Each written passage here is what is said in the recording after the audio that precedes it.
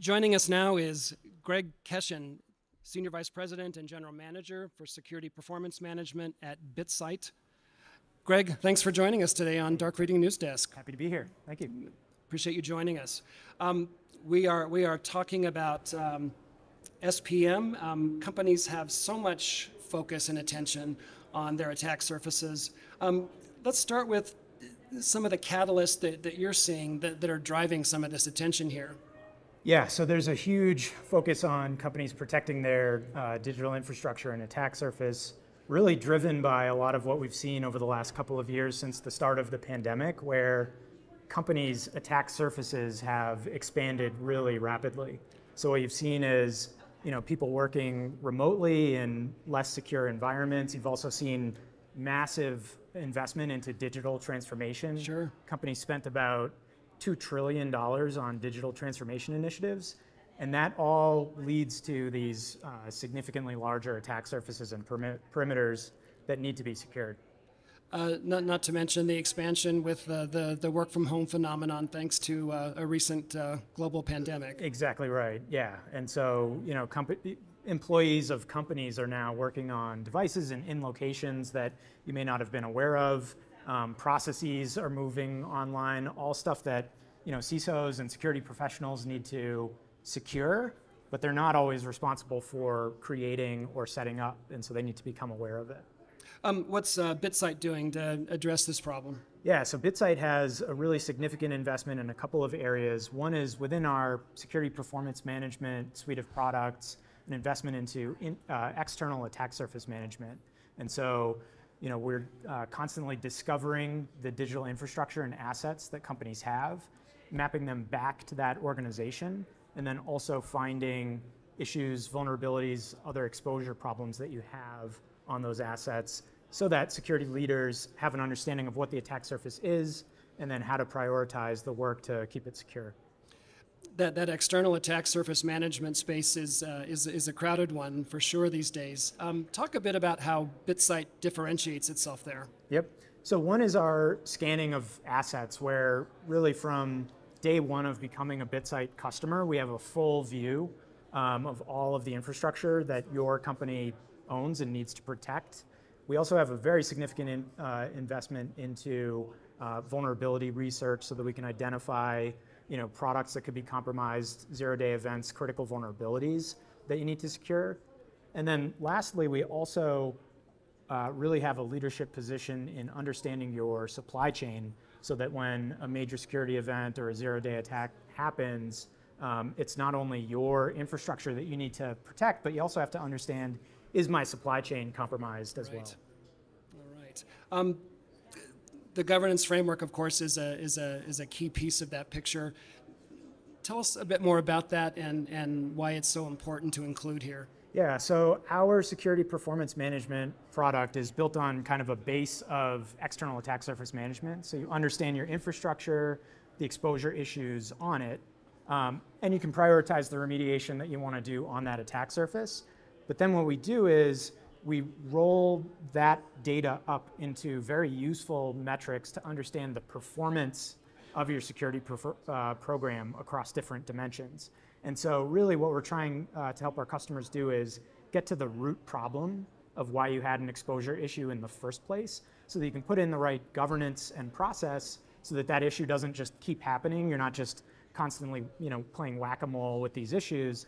You're actually improving the process and making your company more secure over the course of time. And then also being able to report on that, benchmark yourself against your peers, trend your performance over time so that you can see those improvements. So this is a larger issue than GDPR or HIPAA or the compliance legislation that has reshaped the governance. Yeah, I mean, the regulations are a big part of it, and it's a kind of a force that CISOs across the market feel that they need to be in compliance with. But regardless of that, they also just need to drive strong performance in their security program, and they need good metrics that tell them whether that's succeeding or not. The governance piece and compliance has also driven much more of a board of directors involvement in security strategies and Absolutely. that sort of thing. How does that show up for you and your peers on a day in, day out basis? Yeah, so we see our customers all the time taking Bitsight data and metrics to their board meetings, because a huge problem that exists is boards of directors are increasingly needing to engage in conversations about cybersecurity risk, but unable to really engage in the conversation productively if the conversation is all down in the technical details. So the Bitsight rating and risk vectors and ability to benchmark your performance against peers are critical to having a productive conversation between a CISO, security team, and the board of directors to actually understand the risk level and the performance over time.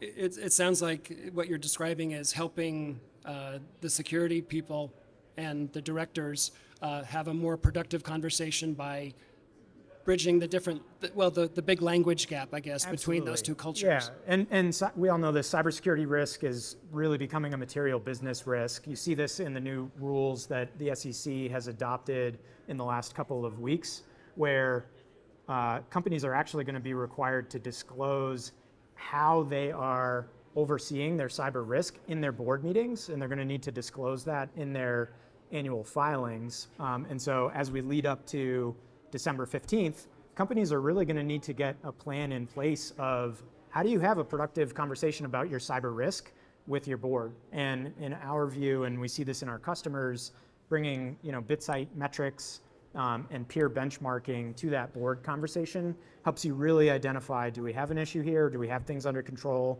What are the investments that we want to make sure that we have the strongest program possible?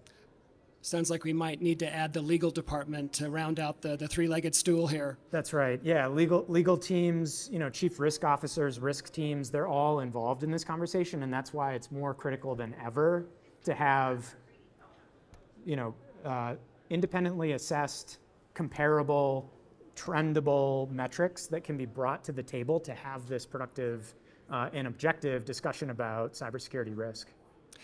Kesh, talk to us a bit, close us out with some thoughts around how an organization can better manage its own external attack surface.